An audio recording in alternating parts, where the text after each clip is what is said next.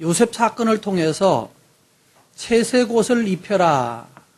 우리는 채색옷 그러면 잘 개념이 안 서고 우리는 뭐 색동저구리 뭐 그런 거 있었죠. 옛날에는 채색한다는 말은 물을 먹였다는 뜻이죠. 색을 입혔다. 교육은 무엇인가 하면 색을 입히는 과정입니다.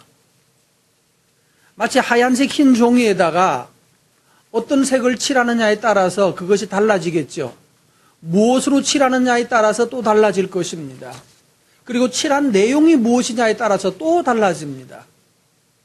그래서 우리 아이들이 그림을 이렇게 뭐 막 크레용으로 막 흔들어 놓으면 예배 마치고 확 꺾어가지고 종이는 종이대로 모아서 쓰레기통으로 바로 가고 어떤 건 커피 부어가지고 쓰레기통 만지기도 더러울 만큼 더러워지기도 하는데 뭐 무슨 수군인지 또 뭐 아니면 외국에 있는 어떤 아저씨가 이상하게 막 흔들어 놓고 나면 전혀 그림도 아닌 걸 보고 우와 그러면서 또 뭐라 그러죠?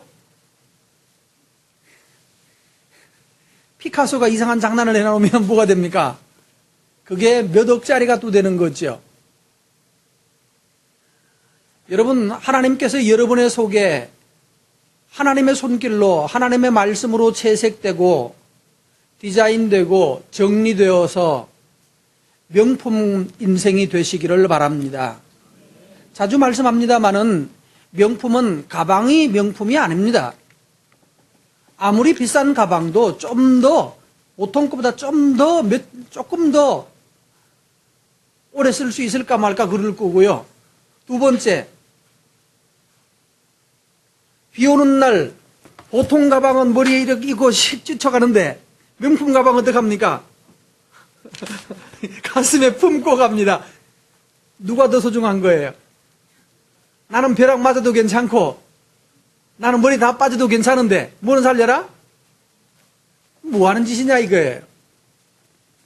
나보다 더 귀한 가방, 모시고 다니는 가방일 뿐이라는 말입니다. 그래서 가방이나 옷이나 신발이 명품이 있는 건 아니에요. 그거는 영업상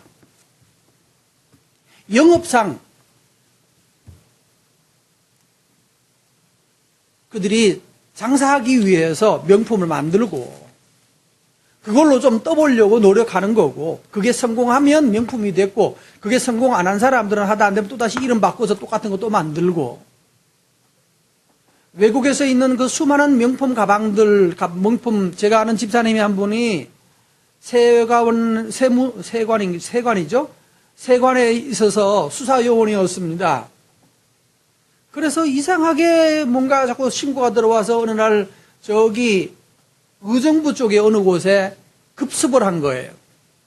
급습을 했더니만은 곰팡이가 벽에 이렇게 막 묻어있는 지하 한 열 몇 평 되는 지하 창고 같은 아주 쾌재한 곳에 들어갔더니만은 몇 사람이 미싱금 갖다 놓고 가죽 갖다 놓고 받고 있었어요. 그러는데 너무 참 형편없는 곳이었는데 근데 거기서 나오는 제품이 얼마나 완벽했는지 이쪽에 있는 뭐라고 하나 이쪽 나와 있는 지점 있잖아요. 그 회사 지점에서도 진짜인지 가짜인지 구분이 안 돼가지고 본사에 보냈는데 최종적으로 껍질에서는 아무 문제 없었는데 내피 있죠. 조각 속 내피 뜯어내고 있는 어디에서 가짜라는 게 발견이 됐어요.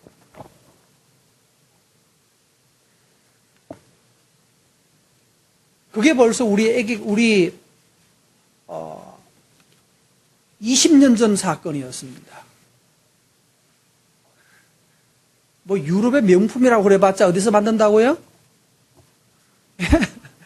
의정부 어느 곰팡이 난 지하 창고에서 만들어낼 수 있는 거라는 거예요.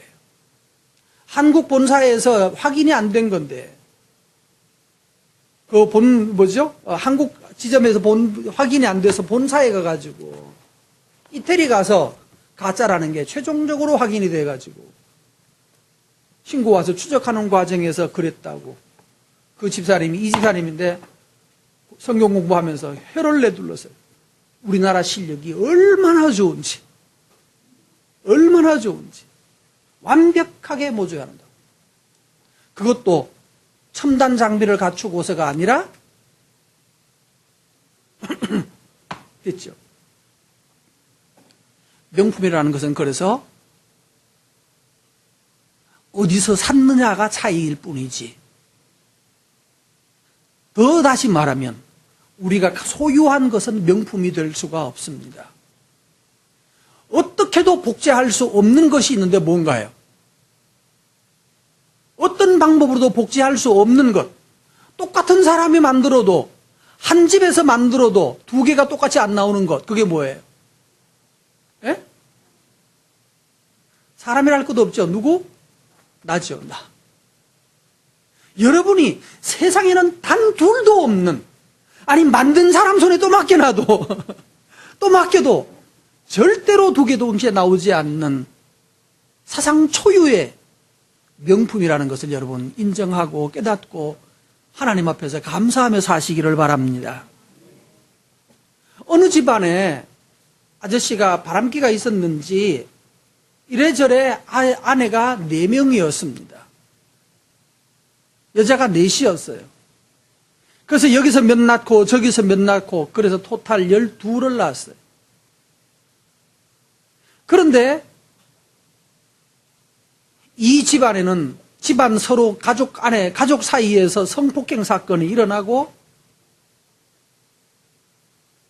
말도 안 되는 더러움과 이 자식들이 서로 편이 갈라져서 서로 싸우고 있고 도무지 가족이라고 할 수 없는 가족에 막내 아들 하나 태어났습니다. 근데 이 아이는 엄마가 일찌감치 자기 동생 낳다가 죽어버립니다. 태어나자마자 엄마 얼굴도 못 보고 산 아기와 동생과 막내의 두 번째로 태어난 자기가 둘이 엄마 없이 나무 엄마에 얹혀서 밥 얻어먹고 눈치 보고 살고 있는 아들. 형제들끼리는 편가르기 하느라고 정신없는 싸움질만 하는 그런 가정. 이걸 가지고 역기능이라고 그래요. 기능이 정상적인 순기능으로 가는 가정이 아니라 뒤죽박죽이 되어버린 깨진 가정이라는 얘기죠. 이런 가정에서 엄마 없이 자랐던 아들 하나가 있었는데 바로 그 사람은 오늘 제가 소개할 분입니다. 근데 이상한 점이 있어요. 이쯤 되면 이 아이가 이제 고등학교 2학년 됐어요. 뭐 할 때 됐죠? 고등학교 2학년 됐어요. 뭐 할 때 됐습니까? 네? 사춘기에 강력한 반항할 때가 되었습니다. 여러분 사춘기를 1차 사춘기는 이제 남자로 또 여자로서 좀 자랄 때 그때 사춘기 한번 겪습니다. 근데 문제는 몸은 자라는데 이게 좀 딸려가지고 아직까지 교묘하게 못 해냅니다. 지능이 딸려서. 근데 고등학교 이제 1학년, 2학년 올라가면 이제 이게 누구만큼 자라는가 하면 옛날에는 애가 엄마를 속이면 엄마 눈에 속이는 게 보였거든요. 근데 고등학교 2학년 되면 17살이 되면 속이는데 엄마가 발견 못 해냅니다. 여러분 그래서 우리 아들 참 믿음직하다고 할 때 조심하셔야 돼요. 그놈이 과연 정말로 믿음직해서 믿음직한 건지 아니면 이제 교묘해서 엄마의 특성과 엄마의 추리력을 다 파악하고 이미 그것을 능가해서 쇼를 하는 아이들이 생깁니다. 그때가 17살입니다. 이쯤 되면 아이는 이제 내 손에서 벗어나기 시작합니다. 어제 어떤 분과 잠시 얘기를 나눴는데 아이가 고등학교 2학년 되는데 바로 이 17살 됐는데 아이가 공부를 왜 이러는지 모르겠다고. 공부를 잘하던 애인데 1등급 하던 애인데 그랬다면서. 성도 여러분, 이쯤 되면 이 아이가 잘하던 애도 17살 되면 삐뚤어지기 시작합니다. 나도 한번 놀아보고 싶어요. 왜 나는 이것만 해야 돼요? 뭐 이러면서 덤비고. 아니 공부 잘한다고 행복한 건가요? 뭐. 다른 사람들 보니까 공부 잘했던 우리 선생님 결국 선생밖에 못하던데. 근데 학교에서 선생들은 학교에서 학생들한테 날마다 뭡니까? 욕먹고 사는데. 끝까지 선생 공부 죽자고 공부해서 끝까지 선생님 되는 거나 더 심하게 말하면 잉 하면서 뭐죠? 짜장면 배달하는 거나 피자 배달하는 거나 뭐가 다른 거냐 이거예요. 내가 행복하면 됐지. 아멘 되십니까 젊은 친구들? 피자 배달도 행복할 수 있다. 아멘? 아멘 했다고는 오늘 그냥 혼나는 거 알죠? 저 졸고 있는 거예요. 어떤 어른이. 자, 17살 나이가 되면 이제 마음껏 삐뚤어지려고 노력하는 때입니다. 스스로. 이때까지 성실했던 것에 대한 회의가 올 때가 되었어요. 저도 17살 때 하나님한테 내가 속은 것 같아요. 진짜 하나님은 없는데 머리 좋은 천재들이 만들어 놓은 기독교라는 종교에 내가 세뇌당한 거 아닌가 갈등하면서 한 얼마 동안 하나님과 도전과 전쟁을 했던 적이 있습니다. 바로 그때가 17살이었어요. 오늘 여러분, 우리 시대 아이들은 뭐 때문에 고민하는가요? 뭐 때문에 열망합니까? 무엇에 열망하나요? 싸이에 열망하고 소녀시대에 열망하고. 근데 정작 너의 꿈이 뭐냐라고 말하면 글쎄요, 잘 모르겠는데요. 모르겠어요. 뭐 할지 모르겠어요. 그러니까 꿈이 있는 아이들은 뭘 하는가 하면 전부 다 연예인 한다고 일찌감치 꿈 가지고 갔어요. 그 중에 99%는 아무것도 안 되고 그냥 나중에 그냥 연예인 차 운전하든지 뭐 그렇게 끝납니다.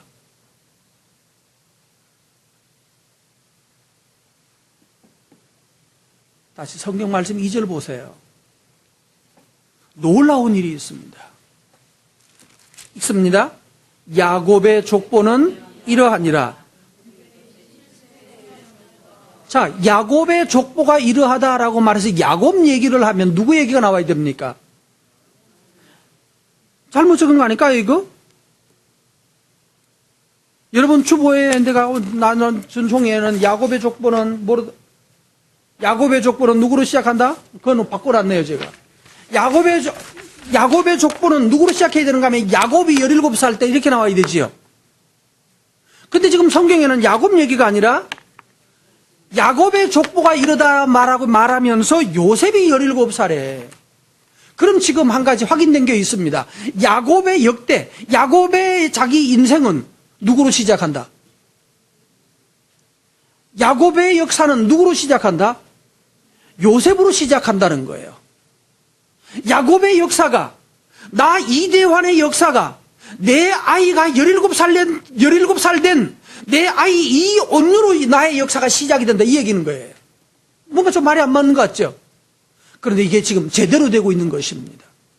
여러분의 나의 족보는 나로 시작하는 것이 아니라 내 아이가 몇 살에 대를 이어왔는 거예요. 몇 살에 그 녀석이 스스로 철들고 그래서 몇 살에 나한테 플러그인 했는가, 전기 콘센트를 꼽아 넣는가 말이에요. 여기서부터 출발하는 거예요.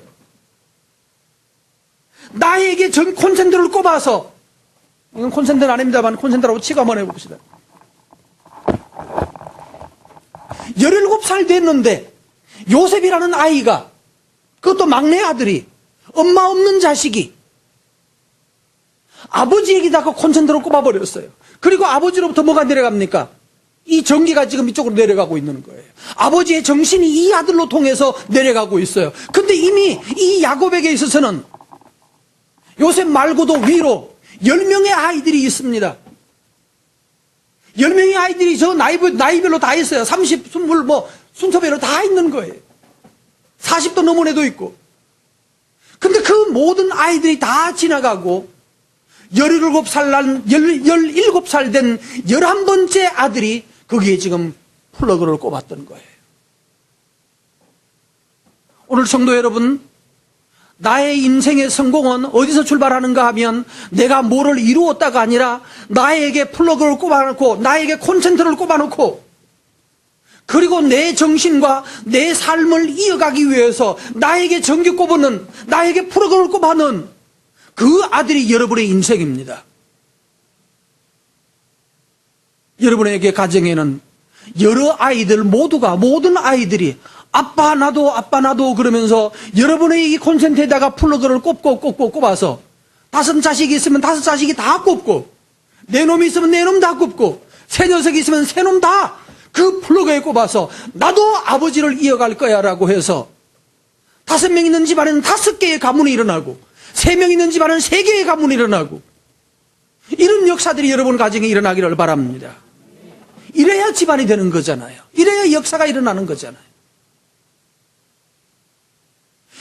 말미암아서 일어난 이 바로 요셉이라는 아들이 이제 앞으로 뭐가 되죠? 이 막 11번째 아들이 장차 에집트에 내려가서 거기서 총리가 되는 큰 제목이 나오는 것이에요. 여러분에게 질문하겠습니다. 여러분의 17살 나이 뭐 하셨습니까? 지나간 사람들은 17살 나이에 여러분 뭐 하셨습니까? 연애했습니까? 공부만 했습니까? 아니면 돈만 벌었습니까? 도대체 나의 17살 나이는 여러분은 뭘 하셨습니까? 그리고 지금 17살 된 여러분 학생들에게 말합니다. 여러분 청소년들이요, 여러분 청년들이요, 여러분의 17살 나이에 여러분은 무엇에 플러그를 꼽고 어느 콘센트에다가 플러그를 꼽고 그리고 그 위에서부터 내려주시는 전기를 받아서 여러분이 가동되고 있습니까? 아니면 나는 우리 아빠 싫어, 우리 엄마 싫어, 이 나라 싫어, 대한민국도 싫어, 공부도 싫어, 노는 게 제일 좋아. 이 노래 뒷말이 그 다음 말이 뭐예요?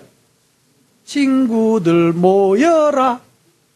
이게 무슨 노래죠? 뽀뽀뽀 노래나 같은 뽀로로 노래. 예. 한번 다 같이 해봅시다. 시작. 제일 처음에 그건가요? 앞에 뭐 있을 것 같은데 없어요. 처음에 그거예요. 다 같이 시작.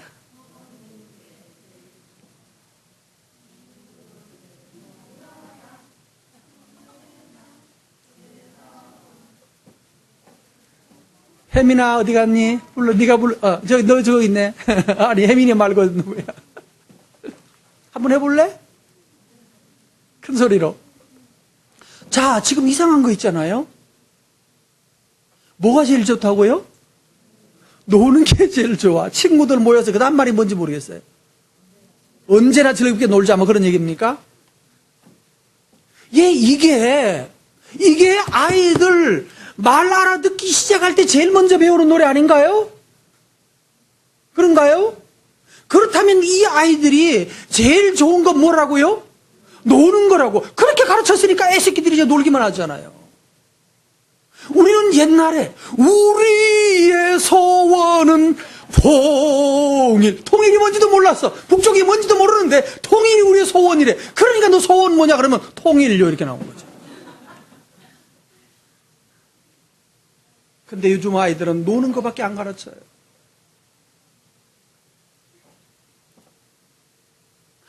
열일곱 살 나이 좋아요. 이 어릴 때부터 여러분의 아이들 마음속에 이스라엘 나라가 유대인들이 왜 그 역사가 왕성하고 잘 자라는가 하면 그들은 머리에 아버지라는 말을 하기 전에 하나님을 말하고 있어요. 아도나이, 아빠, 아버가 나오기 전에 아도나이, 발음도 안 되는 아도나이부터 시작하는 거예요. 나의 주님이라는 뜻이에요. 나의 주님. 한번 해보십시다. 아빠가 좋아요? 아도나이가 좋아요? 한번 해보세요. 시작. 예. 됐네, 여러분. 유대인 되어 갑니다. 아빠, 하다가 이제 입안 가장 처음 터지는 말이 아거든요. 그래서 영어, 히브리어, 내가 알고 있는 모든 언어의 처음은 항상 아로 시작합니다. A, 아. 우리나라는 뭐로 시작하죠? 우리나라도 아지냐. 가나다라 마바사, 왜? 이게 입이 열릴 때 제일 처음 할 수 있는 소리야. 하다가 여기다가 실으면 이제 아가 되고 아빠가 되고 뭐 이렇게 올라가는 거예요. 그런데 그 말을 알기 전에 하나님을 알린다는 거예요. 다른 단어를 배우고 엄마, 아빠, 좋아, 사랑해 뭐 이거 말도 배우는 것도 중요하지만 그들은 아이 눈만 뜨면 그 다음부터는 성경 말씀을 외우게 합니다. 시편을 외우게 하고 잠언과 전도서를 외우게 합니다. 말 뜻도 알지 못합니다. 그냥 무조건 외웁니다. 우리의 소원은 통일, 꿈에도 소원은 통일, 이 한 목숨 바쳐서 통일, 통일이 어서 오라. 이렇게 노래를 만들어놨어요. 통일이 뭔지도 모르고 통일이라고 외워버린 거예요. 근데 커서 보니까 통일하는 게 좋아, 안 하는 게 좋아. 요즘 와서 생각해보니까 통일하면 손해볼 것 같아. 그런데도 우리 마음속에 꾸면 뭐라고요? 통일이라고 그래요.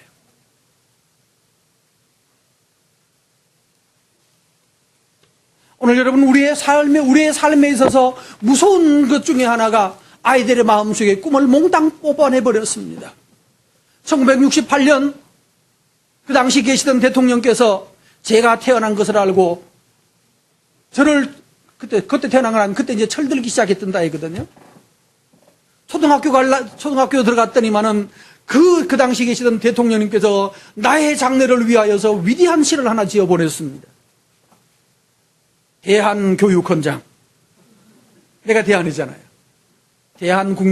국민교육헌장인데, 바로 제가 대한이기 때문에. 우리는 민족 중의 역사적 사명을 띠고 이 땅에 태어났다. 조상의 빛난 얼을 오늘에 되살려 안으로 자주독립과 밖으로 인류 공영에 이바지할 때다. 이에 우리의 나갈 바를 밝혀 교육의 지표로 삼는다. 저는 막 이 얘기하면은 흥분이 돼요. 내가 해야 될 일이 뭔지를 이렇게 훌륭한 대통령이 그때 기도 많이 하고 쓴 것 같아요. 어째 이런 말을 썼을까요? 이연에서는 성실한 마음과 튼튼한 몸으로 학문과 기술을 배우고 익히며 저마다 타고난 저마다의 소질을 개발하고 우리의 처지를 약진의 발판으로 삼아 창조의 힘과 개척의 정신을 기른다. 막 여기서는 저는 막 가슴이 터져. 심지어요, 우리의 처지, 68년도 우리의 처지는 어땠습니까? 68년도 우리의 처지는 먹을 것이 없는 때였습니다. 사람들이 한 동네에 100명이 살면 그 중에 상당한 가정은 점심때 국수, 라면도 아니고요, 국수 밀어서 조금 먹다가 말았죠, 그죠? 그것도 배부르게 먹었어요, 어머니? 권사님. 그 집에는 부자에서 배부르게 먹였나요? 68년도에. 큰딸, 나 비슷하다고 그랬죠? 우리 엄마하고 똑같은 연세이시거든요. 68년도에, 그때 뭐 하셨냐고요? 그때 뭐 아이들에게 배불러 밥 먹일 거리가 없었어요. 그때는 뭔 말이 있었는가 하면, 생쌀 먹으면 니네 엄마 죽는다고 말을 했어요. 알아요? 여러분 들어보셨어요? 왜 죽는지 아세요? 우리는 그거 먹으면 정말로 엄마가 죽는 줄 알았어요. 그런데 알고 보니까 진짜 죽는 거 맞긴 맞아. 쌀이 딱 정해져 있거든요, 양이. 이거 요만큼 가지고 언제까지 먹어야 돼요? 한 달 동안 요만큼 가지고 먹어야 된다. 양이 딱 정해져 있는데 어느 날 아이스 깨끼 그러면 애들이 와가지고 몰래 가서 그 속에 있는 쌀 한 바가지 퍼가지고 가서 아이스 깨끼 뭔지 알죠? 치마 걷는 거 아니냐? 아이스 깨끼가 치마 걷는 게 아니고 요즘으로 말하면 빙과류, 더위 사냥 이런 거. 아이스 깨끼 하는데 이거 한 바가지 퍼다가 줘버리고 나면 엄마가 진짜로 나중에 정상적으로 먹었는데 나 며칠 지나고 보면 쌀이 없어. 그러니까 어떻게 돼요, 엄마는? 어디 가서 만들어 오냐고. 그래서 엄마 죽는다는 말이 나왔어요. 진짜로 죽는 줄 알았는데 알고 보니까 사정상 죽는 거더구만. 그렇게 고통스러운 우리의 처지가 그때는 심각했었는데, 그런데 그것을 뭐로 하자고요? 약진의 발판으로 삼자. 여러분, 계속할게요. 공익과 이게 너무 많이 하면 안 돼요, 설교 시간에. 하나님의 말씀을 해야 되는데. 근데 너무 정말 좋아요. 공익과 질서를 앞세우며 능률과 실질을 숭상하고, 경애가 뭔지 아세요? 경천의 애인이거든요. 경애와 신의에 뿌리 바르는 상부상조의 전통을 이어받아 명랑하고 따뜻한 협동정신을 북돋운다. 마지막 반공민주정신에 투철한 애국 애족이 우리의 살 길이며, 하나 빼먹었어요? 자유세계의 이상을 실현하는 길이다. 길이 후손에게 물려줄 영광된 통일조국의 앞날을 내다보며 신념과 긍지를 지닌 근면한 국민으로서 민족의 슬기를 모아 줄기찬 노력으로 새 역사를 창조하자라고 했는데, 이분 가시고 나니까 이 땅에 새 역사가 창조되어 있나 안 돼 있나요? 지금 세계 10위권의 나라가 돼 있잖아요. 아니, 그때 68년에 밥도 못 먹던 나라가 쌀이 남아돌고 썩어서 그걸로 술을 만들려다 그것도 이제 다 하지 않고, 이제는 시작에 콩, 팥 이런 건 아예 재배도 안 하는 나라가 돼버렸어요. 그러지 않나요? 옛날에는 콩, 팥 별별 게 다 많았습니다. 왜 많았는지 아세요? 먹을 게 없으니까 뭐라도 어느 쪽에라도 심어가지고, 심지어는 뭐라 그러나요? 이렇게 담장에도 수수 심어가지고, 그거 뭘 했어요, 그걸로? 수수 심어서 뭐 했어요? 홈으로 심은 게 아니에요, 그죠? 그거 따서 나중에 뭔 때가 되면 딱 한 번 수수 팥떡 해먹잖아요. 수수 팥떡이라고 그러나? 수떡이라고 그러나? 하여튼. 그렇게 먹을 것이 없는 사회였는데, 삽시간에 민족 중흥이 성취되었다는 사실이에요. 노는 게 제일 좋은 것이 아니라 여러분에게 권합니다. 우리는 하나님 앞에서 이분은 민족 중흥의 역사적 사명을 띠고 민족 중흥은 시켰는데 문제는 본인이 일찌감치 가졌습니다. 왜냐하면 민족 중흥은 시켰는데 본인을 영적으로 거룩하게 하는 영적 세계가 없었기 때문에 그는 결국은 비운에 가졌습니다. 그를 원망하는 사람도 많이 있습니다. 그러나 여러분, 우리는 똑같이 하나님 앞에서 이제는 민족 중흥이 아니라 하나님 나라의 중흥과 하나님의 영광을 위하여서 우리의 삶을 쓰려 하고, 우리의 삶을, 그것이 바로 내가 이 땅에 태어난 목적이고 이것이 바로 내가 노력해야 되는 교육의 지표가 되는 그런 삶이 되시기를 바랍니다. 그래야 내 마음속에 이 뜨거운 열망이 있어야, 거룩한 열망이 있어야 내 아들이 내한테 플러그 꼽는 거예요. 내 아들의 콘텐츠를 꼽고 나도 아빠처럼 살 거예요. 아빠 이거 어떻게 하면 좋을까요? 아빠는 내 이 17살 나이에 뭐 하셨어요?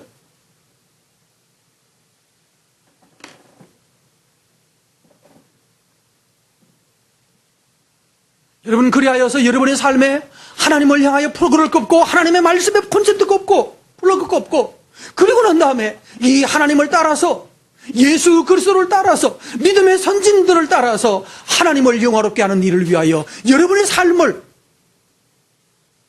열정적으로 살아가는 은총의 삶이 되시기를 바랍니다. 그러기 위해서 해야 될 일이 있습니다. 17살 나이 제일 위험한 때입니다. 뭐 하기 제일 좋은 게 된가 하면 17살이면 삐뚤어지기 제일 좋은 나이입니다. 그런데 그 다음 절을 보십시다. 2절에 보면 형들과 함께 양치로 가서 뭐를 했더라? 그가 2절 읽습니다. 2절 하반절.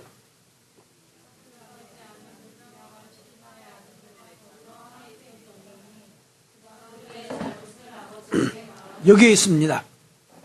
17살 나이, 형들이 하는 모든 것은 부러워 보입니다. 형들이 이러고 있으면 뭐 하고 싶어요? 형, 나도 한 번만 해보면 안 돼? 마씨, 시간 네가 하는 게 아니야. 나도 한 번만 해보자. 그리고 형 갖다 버리고 난 거 주워가지고 먼지 털어가지고 그 다음에, 여러분 해보셨어요?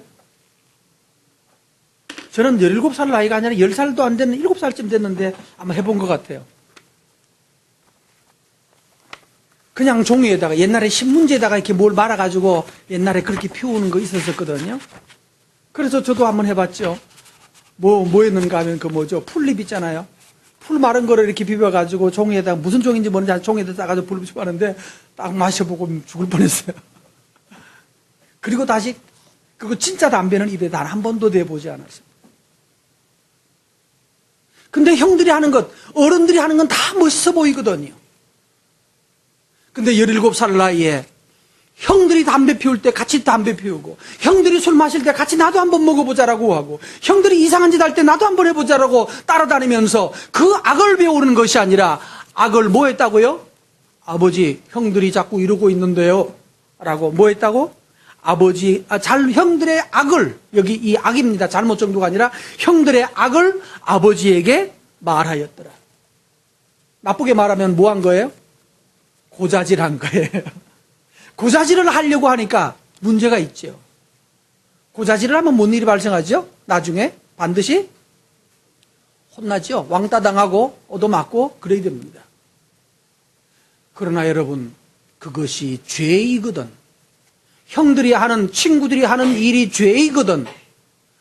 한 대 맞으면서라도, 안 하면 죽인다고 그러더라도, 한 대 얻어 터지면서라도 죄송합니다, 하지 않겠습니다. 이것은 악한 일이다라고 거부할 줄 알아야 여러분이 큰 사람이 될 것입니다. 청소년들이요, 일찌감치부터 악을 본받아 따라가지 않기를 바랍니다. 크게 하면. 그리고 중요한 게 있습니다. 17살 나이가 되면 세 번째는 부모가 싫어집니다. 엄마 아빠 왜 이래? 우리 엄마 정말 마음에 안 들어. 싫어. 내가 우리 애한테 물어봤죠. 아빠 좋아? 그러니까 싫어. 아, 이만한 아빠가 어디 있다고 또 나를 싫어한다. 이게 말이 됩니까, 이게?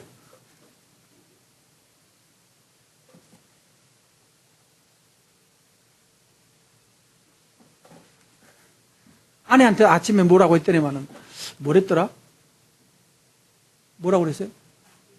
예? 안 들려요. 성질. 나같이 좋은 사람 보고 성질 더럽다고. 아, 참. 근데 나같이 좋다는 말이 여러분은 참 냉담하시네요. 싸늘한 눈빛을 보내시면서 너무 다 맞는 말인데 왜 목사님은 모를까 이런 생각을 하고 계시는 것 같아요. 예. 여러분 보기에도 성질이 좀 더 놓을지도 모르겠습니다. 아이가 본다면 우리 아빠가 좋은 점이 몇 개가 남을까요? 17살 나이에. 내 부모의 좋은 점이 몇 가지가 있다고 보일까요? 다 싫어. 이럴 때입니다. 여러분 뭐 자신 있습니까? 17살 되거든 보세요. 아빠 존경해라고 하는지 아니면 내가 왜 이 집에 태어난 것이 재앙이야 뭐 이러고 있을까요? 그 나이 원래 그런 때예요. 주의하십시오. 그게 그냥 보통 놔두면 그렇게 되는데 근데 지금 이 요셉은 이게 다른 거예요. 누구하고 더 친해요? 아버지하고 친한가요? 아니면 다른 형들과 친한가요? 친구와 친할 것인가? 부모와 친할 것인가? 청소년기에 부모와 친한 아이는 훌륭해집니다. 청소년기에 부모는 싫어! 가출할 거야! 하려면 해. 그건 우리 아이들은 저 자주 말했어요. 하려면 해. 대신에 그 책임도 네가 지는 것이다. 두고두고 일평생에 네가 그 책임과 대가를 지불하고 다녀야 될 것이다. 정신 차려라. 가고 싶으면 가라. 네가 돌아올 때까지 기다릴 수는 있겠지만 찾으러 가지는 않겠다. 못된 말을 했죠. 여러분, 부모가 훌륭해서 존경하는 것이 아니고요. 부모가 우리나라의 어떤 부모보다 더 훌륭해서 존경하는 게 아니라고 여러 번 말씀하고 있죠. 누구하고 친해라? 부모랑 친해라. 부모가 초등학교도 못 나와서 글자도 제대로 못 읽는다 할지라도 누구랑 친해? 부모랑 친해라. 정치가 돌아가는 게 저게 뭔지도 모르고 민주당이 좋은 당인지 한나라가 좋은 당인지 요즘 한나라도 아닌데 뭐로 바뀌었더라? 새누리당이 좋은 건지 뭐 이런 이것저것 몰라가지고 아직도 박 대통령 살아계시냐 이러고 있는다 할지라도 예? 박정희 대통령 말이에요. 박정희 대통령 아직 살아계시냐 그러고 있는다 할지라도 뭐라고 그러라고요? 뭐하라? 엄마랑 친해라. 아버지랑 친해라. 그래야 뭐가 들어가요? 제대로 된 전기가 흘러가게 될 것입니다. 17살 족보에 들어갈 17살의 아버지의 족보에 들어가려고 하면 아버지가 해야 될 일이 있다면 그 부모는 자식에게 채색 옷을 입히는 겁니다. 유감스럽게도 아이를 그냥 던져놓으면 어떤 아이를 낳아서 저기 늑대소년처럼 아이를 낳아서 저 정글에 던져놔 놓으면 죽어버리거나 살아있다고 해도 사람처럼 되지 않습니다. 사람은 그냥 사람으로 태어났기 때문에 저절로 사람 되는 것이 아닙니다. 뭐 해야 된다고요? 색을 칠해야 합니다. 채색해야 합니다. 아이 꿈에 대해서 채색하셔야 됩니다. 네 하고 싶은 게 뭐니? 네 하고 싶은 거 해. 맞아요. 그걸 언제 말하는가 하면 청소년기 돼서 네 하고 싶은 거 해. 그러니까 할 말이 없어지는 거예요. 내 하고 싶은 게 없는데요. 언제부터 하셔야 된다고요? 철들기 이전부터. 얘야, 너는 커서 목사님 되거라. 내가 너를 위해서 기도했단다. 얘야, 너는 아빠는 작은 사업가인데 너는 큰 사업가가 되라. 그래서 돈 잘 버는 사업가가 아니라 정말 제대로 써야 되는데 돈 쓸 수 있는 그런 사업가가 되라. 너는 그래서 돈 버는 사업가가 아니라 큰 경영가가 되어라. 그래서 아이들에게 그 책도 읽히고, 그런데 견학도 하고, 그러면서 아이 마음속에 하나님을 위한 사업가가 되도록 길러셔야 하고, 얘야, 너는 과학을 좋아하는 것 같은데, 그럼 너는 하나님을 위하여서 하나님의 영광을 드러내는 정말 제대로 된 과학자가 좀 되어달라고. 1800년대에는 대부분의 과학자들이 하나님을 경외하는 사람이었고 기도하는 사람이었습니다. 1900년대에도 많은 기도하는 믿음의 사람들이, 목사님의 아들들이, 신자들이, 기도하는 어머니의 자식들이 과학자가 되었습니다. 우리가 알고 있는 과학자들 대부분 그렇습니다. 그런데 22세기가 넘어오면서부터 기도하는 어머니가 만들어 놓은 하나님을 경외하는 과학자들이 생겨지기는 점점 없어지기 시작했습니다. 하나님을 경외하는 과학자가 생긴 것이 아니라 돈에 밝은 기술자들이 생겼어요. 그러면서 이 세계를, 미국 사회가 경제적으로 무너져가고 있고 정신적으로 세계의 기둥으로서 이미 썩은 기둥이 되어가고 있습니다. 여러분, 과학을 하든지 예술을 하든지 무슨 일을 하든지 하나님의 영광을 위해서 어릴 때부터, 얘야, 아빠가 이거 하고 싶었는데 나는 사정상 받쳐주는 내가 기도가 부족하고 노력이 부족해서 나는 이루지 못하였노라. 네가 나의 뒤를 이어서 이 일을 꼭 이루기를 바란다. 내가 너를 가졌을 때 그렇게 기도했다고, 내가 너를 위하여 이렇게 축복하고 있었다고. 여러분, 자녀들에게 채색하시기 바랍니다. 그래서 나는 자동적으로 크면서 나는 뭐 해야 되겠다. 어떤 아이에게 신방을 갔더니만 공부를 잘하는 아이였어요. 건영이라는 아이였는데, 그래서 너 뭐 하려고 그러니까 공부를 열심히 한다고, 잘한다고. 그래서 공부 잘해서 뭐 할 건데? 꿈이 뭐였을까요? 꿈이 뭐였는지 내가 옛날에 한번 말했는데, 이해를. 꿈이 뭐가 꿈인가 하면 약사가 되는 게 꿈이래요. 와, 훌륭한 꿈이죠, 그죠? 왜 그랬는가 하면 자기 집 앞을 지나가다 보면 약국이 하나 있는데 그 약사 아저씨는 항상 흰 가운 쫙 입고 앉아서 늘 여유있게 웃으면서 어서 오세요 그러면서 돈 잘 벌고 잘 사는 게 그게 너무 멋있던 거야. 하기야 상계동에서 그 정도만 해도 그 당시에는 대박한 거죠. 그랬는데 제가, 얘야, 그래서 뭐 할 건데? 약사 돼서 뭐 할 건데? 그 다음에 말 못해. 걔가 중학교 2학년 된 거예요. 아니다. 약사는 여기만 있는 게 아니라 온데 땅바닥에 깔려 있다. 수천 명 그 약사가 있다. 그것이 너의 꿈일 수가 없다. 하나님을 위해서 너는 뭐 할래?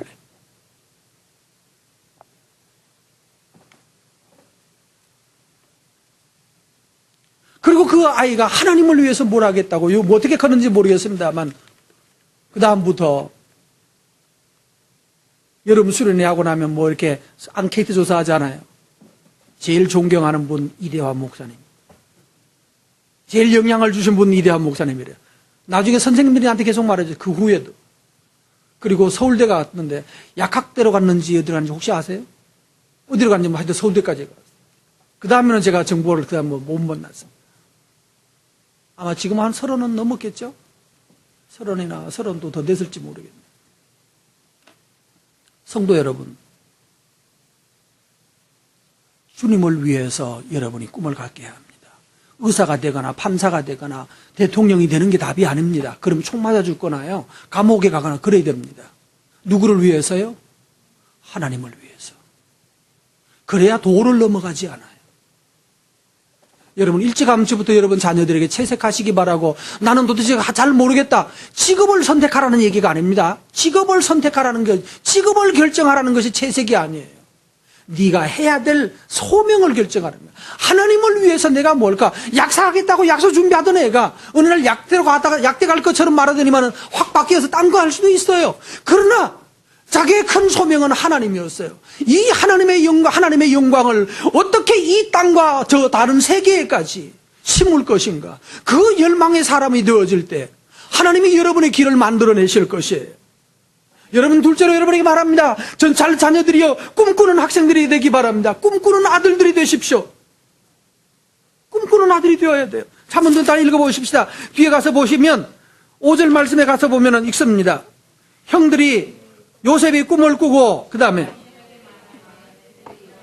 더욱 미워했어요. 8절 말씀.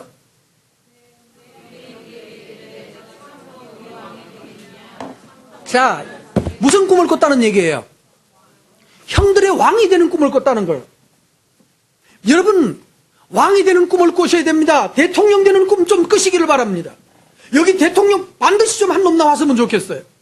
그리고 내가 왜 대통령 됐냐고 말하거든 좋은 교회를 다녀서 그렇다고 말을 해주십시오. 오바마가 바로 그랬잖아요.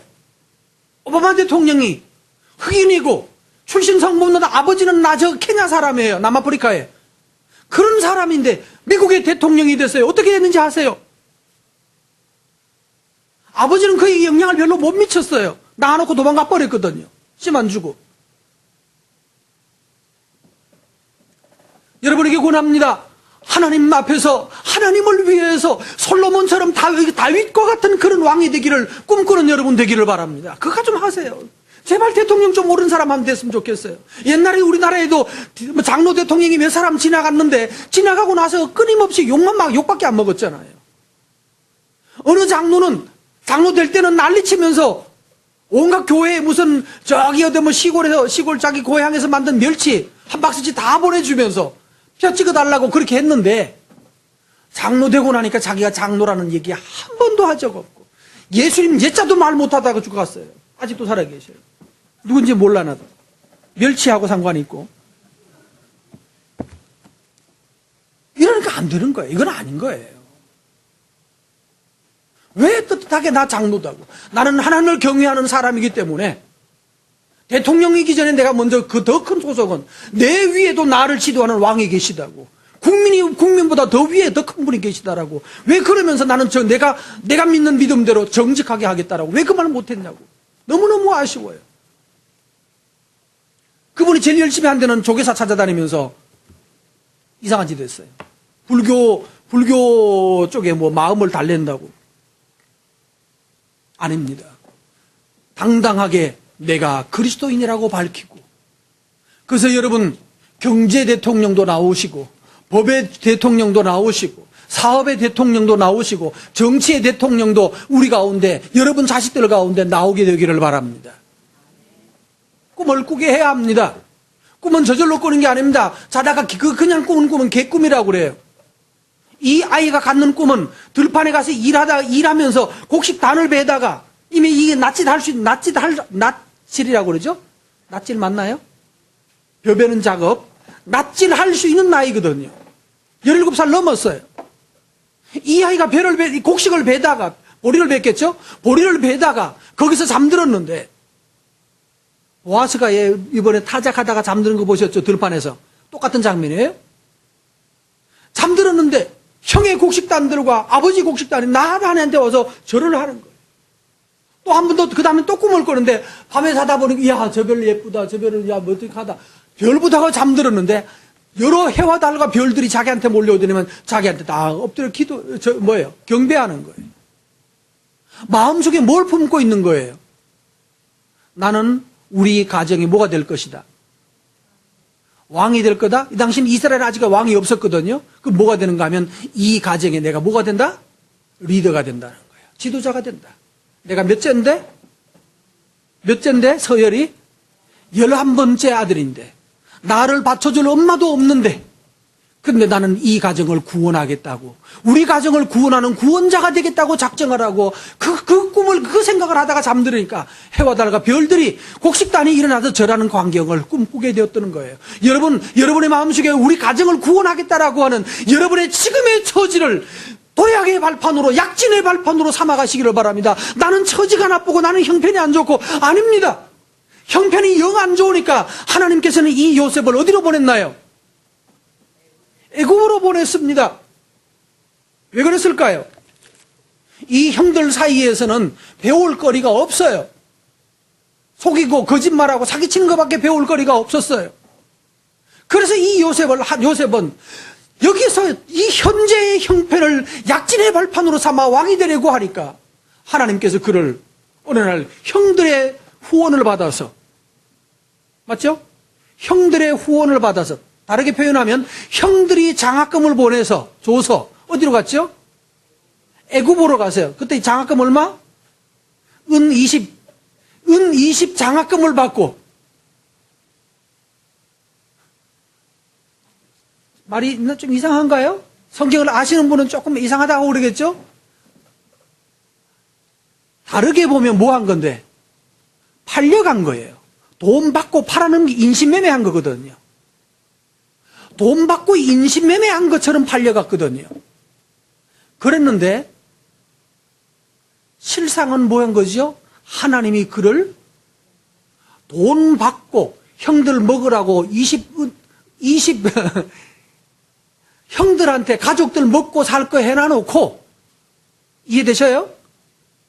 내가 가면서 장학금 받은 거 형제들 나눠주고 자기는 어디로 갔다고요? 그쪽 장학금 받고 그 나라에 가가지고 공부해서 한 10년 동안 거기 가서 공부하면서, 여러분이 알기로는 무슨 짓 했다고요? 노예했다고, 종으로 했다고 알죠? 종 아닙니다. 거기 가서 공부하면서 금방 뭐가 됐어요? 보디발의 집에 총리가 됐고, 간지 얼마 만에 총리가 된 거예요. 총리가 금방, 몇 년 만에 금방 총리 됐고, 그 다음에는요? 그 다음에 또 어디 가서 살았죠? 감옥에 들어가서? 아니에요. 감옥에 들어간 게 아니라 어디 들어갔다? 왕립 킹스 칼리지죠. 왕립 학교에서 주 교수 2사람, 누구? 술 맡은, 또 떡 맡은, 다시 말하면 뭔가 하면은 왕의 가장 최측근 2사람이 갑자기 누명을 쓰고 들어와서, 누명을 쓴 게 아니라 사실은 누구 하라고? 요셉을 뭐 하라고? 가르치라고, 정치를 가르치라고.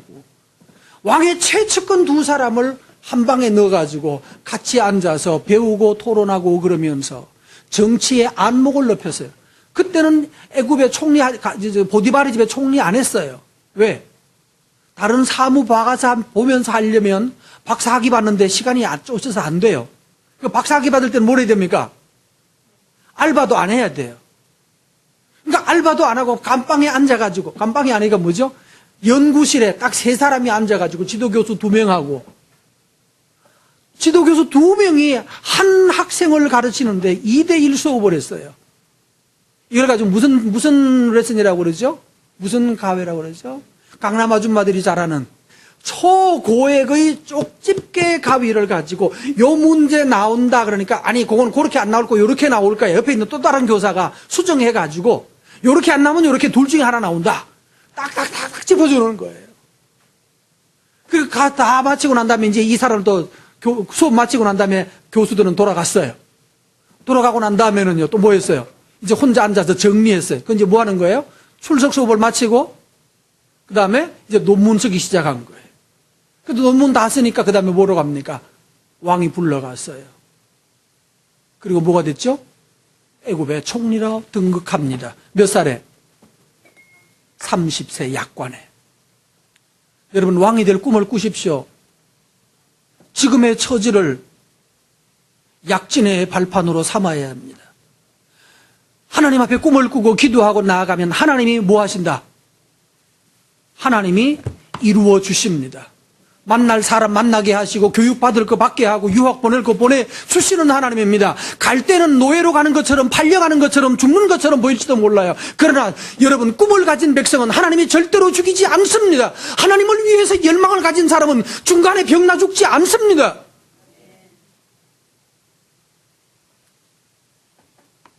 살아있으나 만한 사람이라면 하나님 살려야 될 이유가 특별히 없잖아요. 그러나 하나님을 위하여 열망을 가지고 주의 앞에 서면 주님이 팔려가는 것처럼 보는데 가서 보면 유학 간 거고, 죽는 것처럼 보였는데 죽는 게 아니라 다시 보고 나면 장학금 나오는 길이고, 사람들에게 미움받는 거 그거 걱정하지 마십시오. 꿈은 세 번째 주제가 있습니다. 꿈은 뭘 먹고 자란다? 고난을 먹고 자랍니다. 여러분의 꿈 때문에 죽음을 당하는 고생 하셔야 됩니다. 죽을 것처럼 당할지도 몰라요. 죽는 일, 내가 죽는 거구나. 내가 괜히 대통령 한다고 그랬다가 오늘 총 맞아 죽는구나. 이런 생각이 들지도 모릅니다. 그러나 결코 그렇지 않습니다. 하나님을 위하여 거룩한 꿈을 품었다면 하나님은 여러분을 총 맞아 죽도록 내버려 두지 않을 겁니다.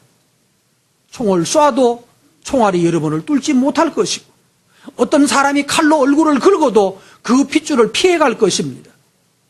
그러니까 지금 대통령은 대통령 돼 있잖아요. 근데 이분이 지금 대통령이 예수를 빨리 믿어야 되는데 그것만 하면 딱인데 그거 안 하면 곤란할 수도 있는데. 고난은 뭘 먹는다고요? 고난의 영양분, 뭐죠? 꿈의 영양분이 뭐라고요? 꿈은 고난입니다. 고난이 있어야 자랍니다. 꿈을 가진 사람은 구원자가 금방금방 튀어나옵니다. 21절에 자, 저 동생 죽이자 그러니까 금방 제일 큰 형 루벤이 죽이면 안 된다라고 살릴 길을 만들어냅니다. 그 다음에 두 번째로는요, 물속에 빠뜨려 놓고 그냥 가자 그러니까 또 유다가 일어나서 아니 이제 죽이지 말고 저서 아예 굶어 죽게 하지 말고 차라리 저기 살려주자 끄집어내가지고 저기 이스마엘의 약대 대상들에게 팔아버렸습니다. 팔아서 그냥 그 어디 가서 그냥 사람들한테 맞아 죽었는 줄 알았는데 알고 보니까 그 대상들이 어디로 데리고 가는가 하면 이스마엘을 자기 나라로 에돔으로 데려가는 것이 아니라 애굽으로 얘를 데리고 갔어요. 그리고 애굽에 누구한테 줬죠? 보디발의 학교에 보냈어요. 누가 한 일입니까? 하나님이 하십니다. 꿈을 가지면 반드시 될 길이 만들어집니다. 도저히 불가능한 것처럼 여기서 팔려 죽는 것처럼 보이지만 하나님이 거기서 길을 만들어서 여러분이 나아갈 길을 하나님이 밝혀주실 것입니다. 결국은 이 요셉은 유학길에 올랐고 그 유학으로 말미암아서 30에 그는 총리로 서게 되었던 것입니다. 여러분에게 권합니다. 여러분의 현재의 처지를 약진의 발판으로 삼아가시기를 바랍니다.